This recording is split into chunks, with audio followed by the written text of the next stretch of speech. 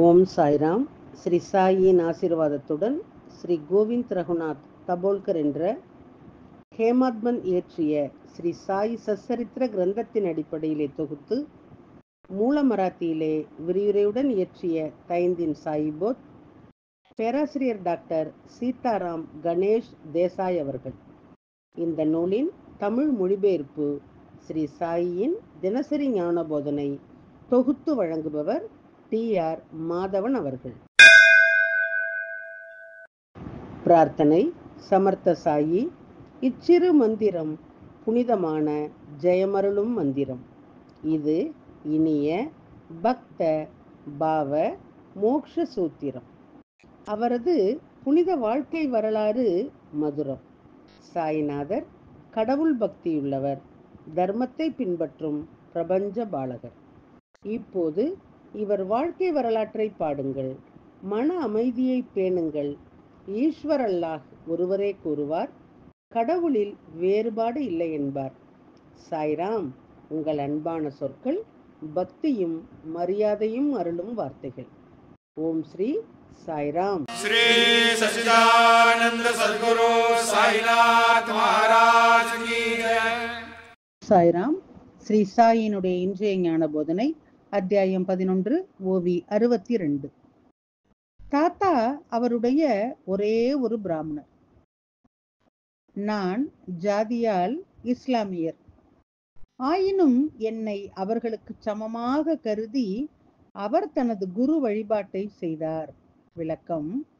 தாத்தா பட்டினுடைய இதயம் கலங்கியது. மாலையிலே பாபாவிடம்,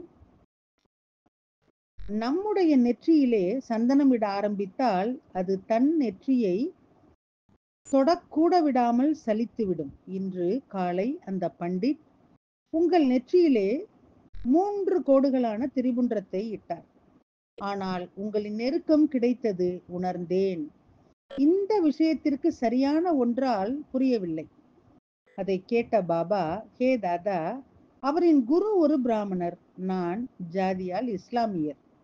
ஆனாலும் அவர் என்னை தன் குரு என்று நினைத்து கொண்டு குருவை வணங்கினார். எனக்கு ஆட்சேபனை இல்லை.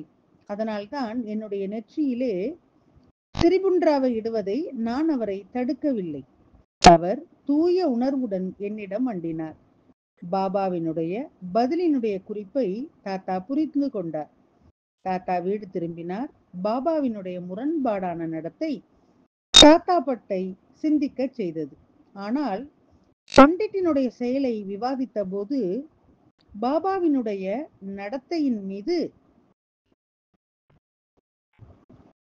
நிலைத்தன்மையை தாத்தா உடனடியாக புரிந்து கொண்டார். பண்டிட் ராஜ்பூருக்கு அருகிலே உள்ள சோபேஸ்வரில் உள்ள ரகுநாத் சித்த மற்றும் காக்கா புராணிக்கினுடைய சீடர் ஆவார். பாபாவினுடைய நெற்றியிலே சந்தனம் பூசும் போது காக்கா புராணிக் தியானத்திலே இருந்திருப்பார். பக்தி என்பது ஒருவனுடைய உள்ளத்தினுடைய உணர்வுகளுக்கு ஏற்ப வெளிப்படுகின்றது.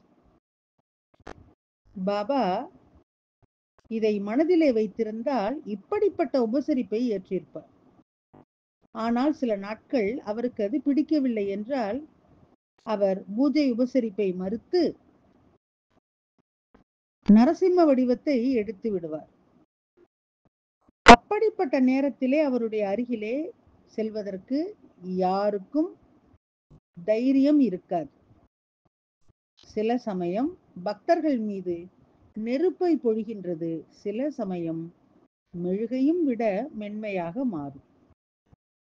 அது ஒருவித அமைதி போலும். சில சமயங்களிலே கருநிற நெருப்பாக தோன்றி பக்தர்களை வாளினுடைய நுனியிலே தாங்கி நிற்கின்றார். சில சமயம் வெண்ணையை விட மென்மையாகி மகிழ்ச்சியிலே ஒளிர்கின்றார். அவர்கள் கோபத்தால் நடுங்கத் தொடங்கினர்.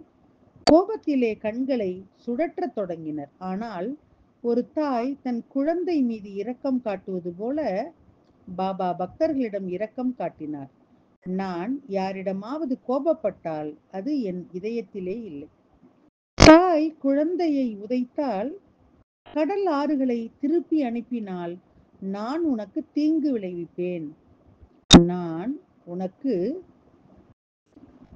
தீங்கு செய்யேன் என்று பாபா கூறினார். குறிப்பு: நான் என் பக்தர்களின் எண்ணிக்கையிலேயே எப்பொழுதும் இருக்கின்றேன்.